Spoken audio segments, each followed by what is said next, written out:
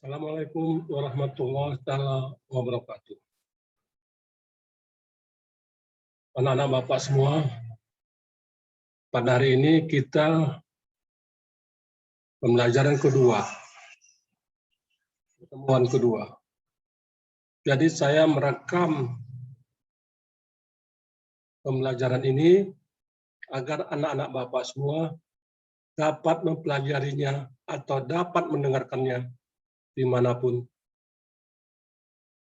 anak Bapak berada. Kita buka dulu. Assalamualaikum warahmatullahi wabarakatuh. Salam sehat, salam sejahtera bagi kita semua.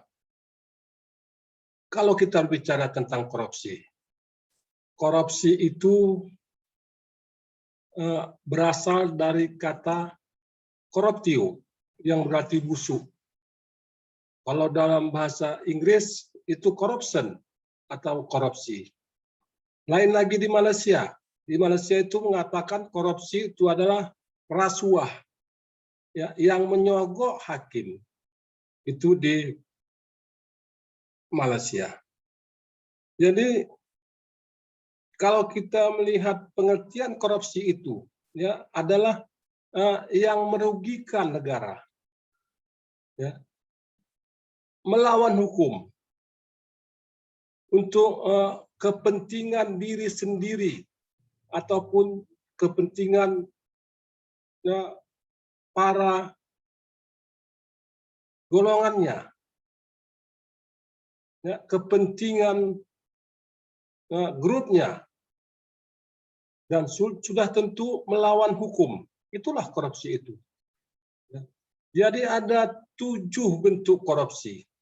Ada namanya pemerasan, kemudian ada yang namanya gratifikasi, kemudian suap, curang, berbenturan kepentingan, gratifikasi, dan akhirnya merugikan negara. Itulah korupsi, anak Bapak semua. Jadi korupsi itu seperti yang saya katakan tadi, busuk, yang berarti busuk, perbuatan kotor. Itulah korupsi. Ya, untuk jelasnya, marilah kita lihat slide berikut ini.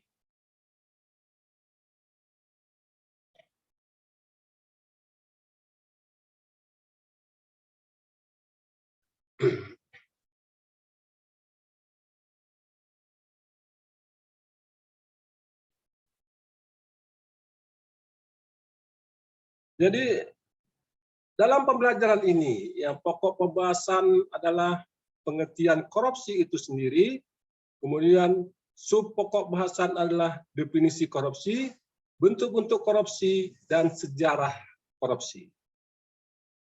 Korupsi itu berbahasa Latin, seperti yang saya katakan tadi, corruptio atau corruptus, ya, yang berarti bahasa Inggrisnya corruption, ya.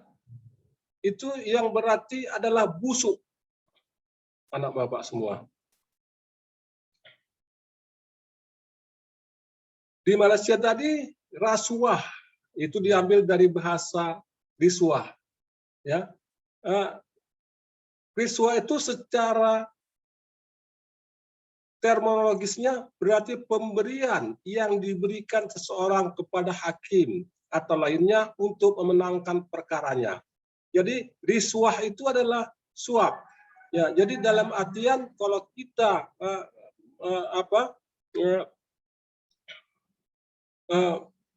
kena suatu tindak pidana, maka kita menyogok hakim, nah itulah dinamakan riswah atau suap. Jadi korup itu yang artinya busuk atau suka menerima uang suap atau sogok, memakai kekuasaan untuk kepentingan sendiri dan sebagainya. Ya, itulah dia korup. Ya, jadi uang suap, uang sogok, ya, ya, penerimanya itu melakukan disuap dia atau disogok, ya, untuk kepentingannya, ya, sendiri, untuk kepentingan keluarganya, untuk kepentingan golongannya, ya. Kemudian korupsi artinya perbuatan busuk seperti penggelapan uang, penerimaan uang sogok, dan sebagainya. Yang ketiga, koruptor. Artinya orang yang melakukan korupsi. Jadi seseorang yang melakukan korupsi itu disebut koruptor.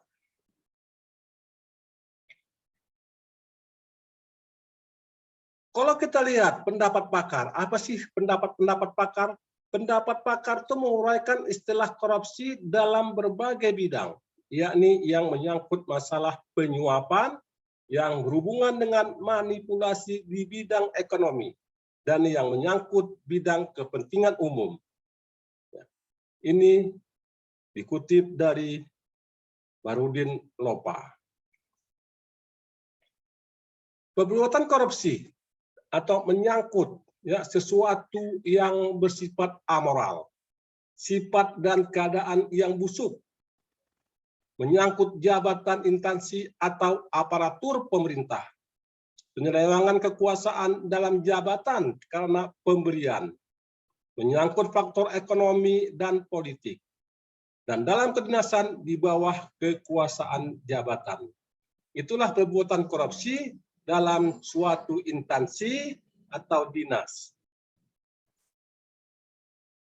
Korupsi di Indonesia sudah memudaya. Seperti saya katakan kemarin, korupsi di Indonesia ini, kalau sejarahnya dulu dari Nabi Muhammad sudah saya jelaskan pertemuan pertama sampai sekarang. Ya, jadi korupsi itu bukannya menurun, malah bertambah. Ya, IPK, Indeks Prestasi Korupsi, yang tadinya 38 itu naik jadi 40, yang berarti korupsi itu tidak ada pengaruhnya dan tetap terus bertambah.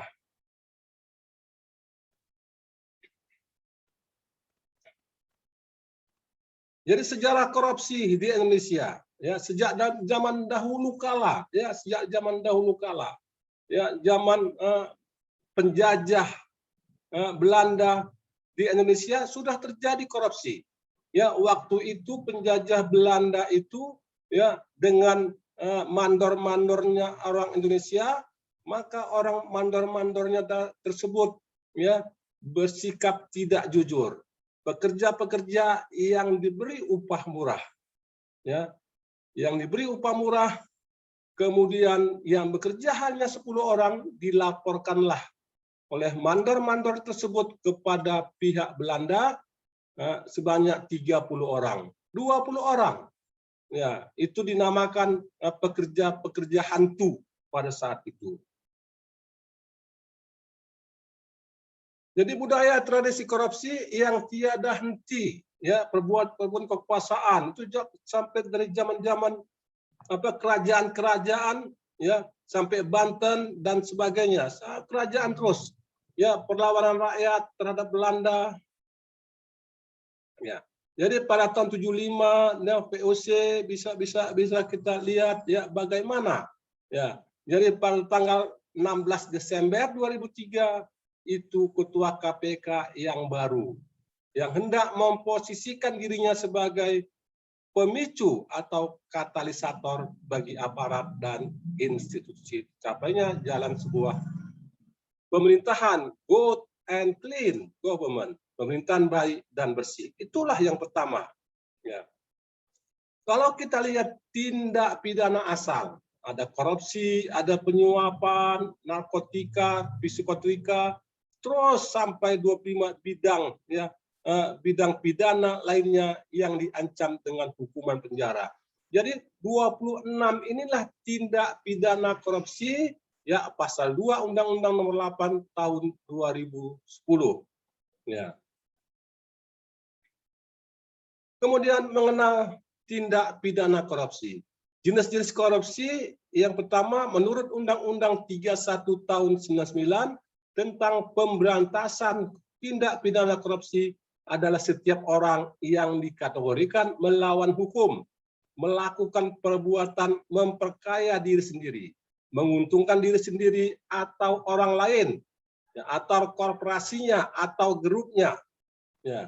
Kemudian kesempatan menyalahgunakan kewenangan maupun kesempatan atau sarana yang ada padanya karena jabatan atau kedudukan yang dapat merugikan keuangan negara atau perekonomian negara. Inilah korupsi menurut Undang-Undang tahun 31 tahun 99. Selanjutnya 2, kolusi. Apa sih kolusi tadi menurut undang-undang tadi?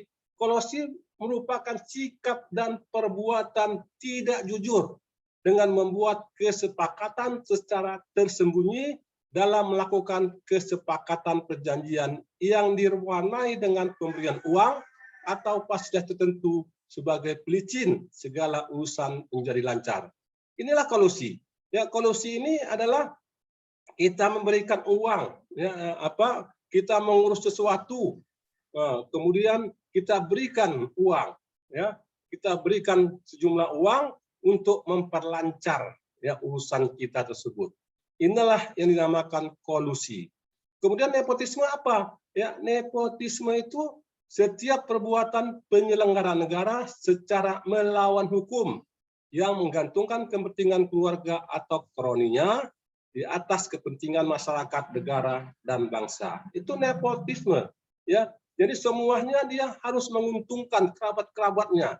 Dia lebih mementingkan kerabat-kerabatnya, lebih mementingkan keluarga-keluarganya, lebih mementingkan grup-grupnya, ya, daripada kepentingan negara. Sehingga apapun ya kira-kira menyalah ya dari negara ataupun merugikan keuangan negara, tetapi dia tetap mementingkan orang-orang tersebut. Itulah dinamakan nepotisme. Kemudian pelaku tindak pidana korupsi. Ya. Dalam suatu delik, ya, untuk Undang-Undang tahun 31 tahun 99 adalah setiap orang, dalam pengertian orang per orang, siapa saja. Ya, setiap orang, pribadi atau kodrati. 2, korporasi, kumpulan orang atau kekayaan yang berorganisasi, ya, baik merupakan badan hukum maupun badan hukum lainnya. Pegawai negeri, itu pegawai negeri ya sebagaimana dimaksud dalam undang-undang ya tentang kepegawaian. Korupsi investif atau investive corruption adalah pemberian barang atau jasa tanpa ada pertalian langsung dan keuntungan tertentu selain keuntungan yang dibayangkan akan diperoleh pada masa yang akan datang. Korupsi berkerabatan, ya, termasuk juga nepotisme, nepotistic corruption, juga hampir sama dengan nepotisme tadi. Dia akan mementingkan kerabat-kerabatnya, dia akan mementingkan grup-grupnya, dia akan mementingkan keluarganya di atas ya kepentingan dari negara. Berapa jenis korupsi? Ya, ahli-ahli mengidentifikasi jenis korupsi. Di antaranya Syed Hussein Alatas yang mengemukakan bahwa berdasarkan tipenya korupsi dikelompokkan menjadi 7 jenis. Ya, korupsi transaksi yaitu menunjukkan kepada adanya kesepakatan timbal balik antara pembeli dan pihak penerima demi keuntungan kedua belah pihak.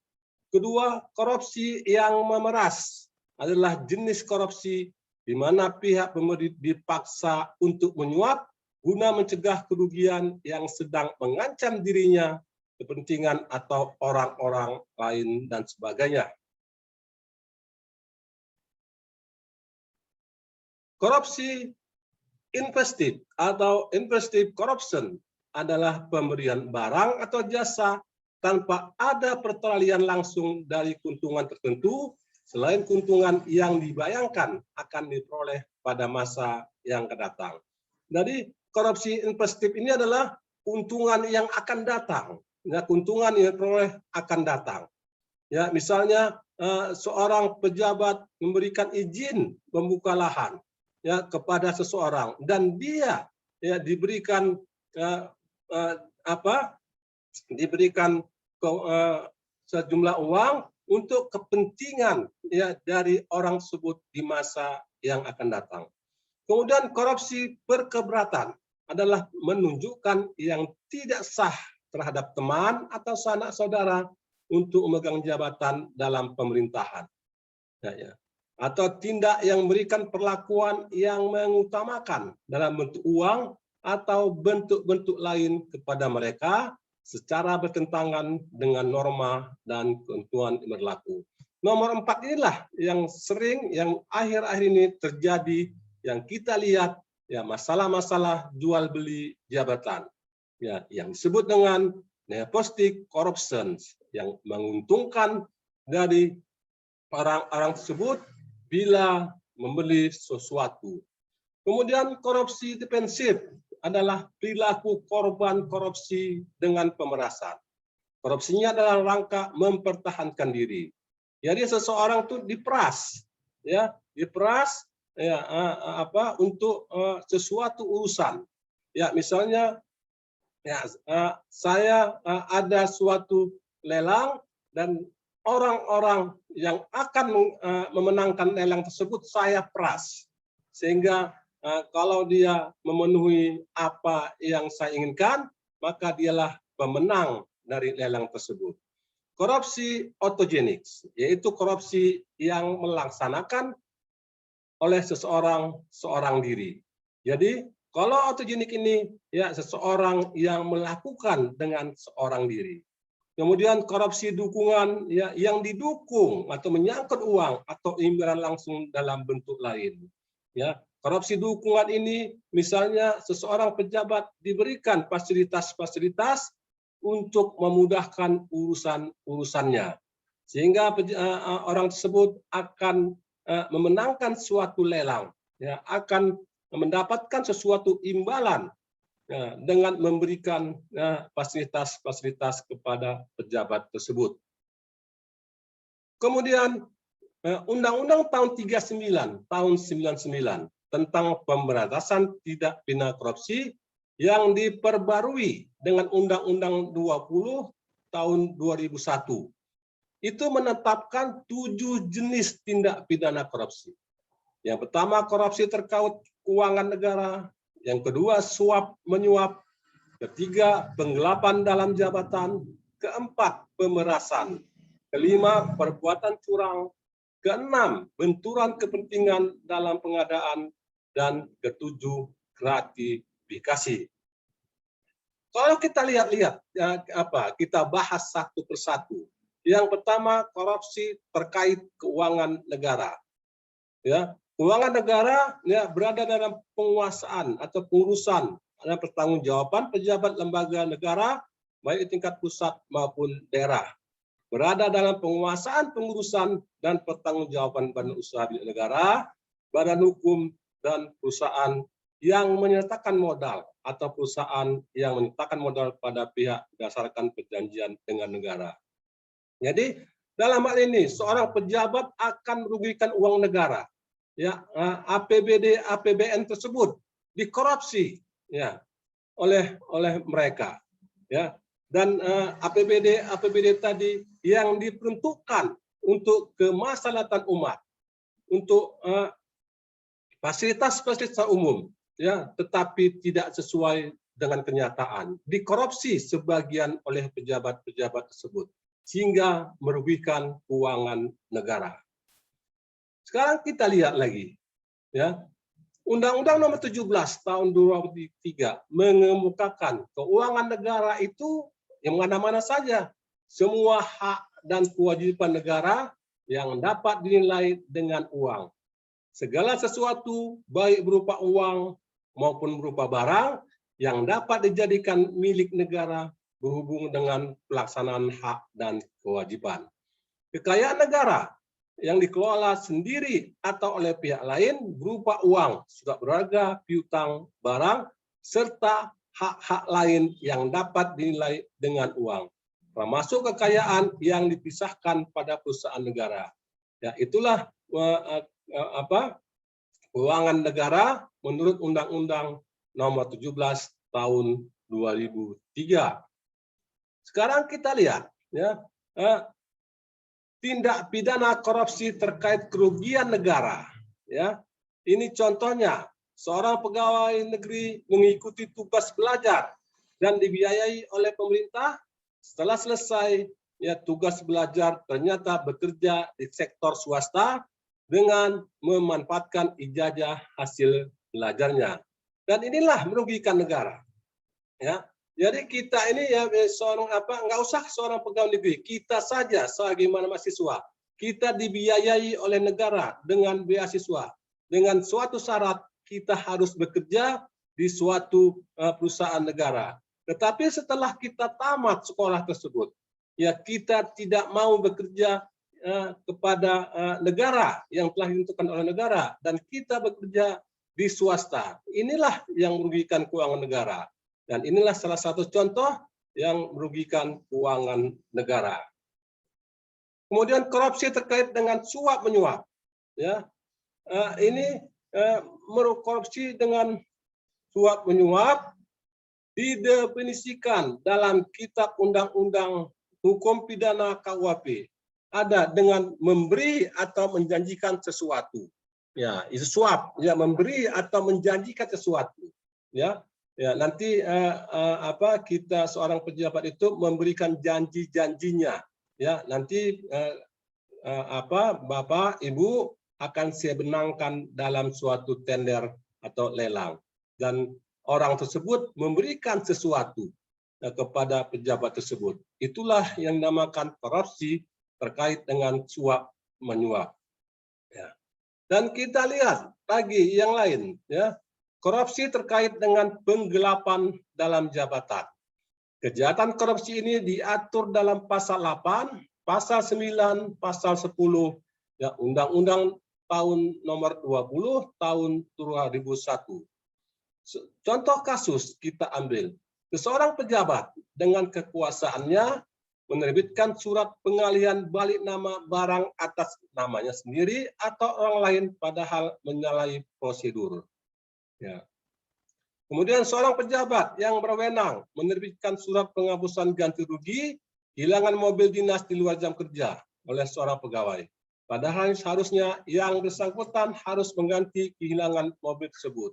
Jadi dalam jabatan dia mempunyai kekuasaan, dia mempunyai jabatan. Ya, barang-barang negara tersebut ya dibea balik namakan menjadi namanya atau nama kerabat-kerabatnya atau nama kelompok-kelompoknya. Sehingga digelapkan dalam jabatan tadi karena dia seseorang pejabat dan dia bertindak menyalahi ya aturan-aturan atau undang-undang.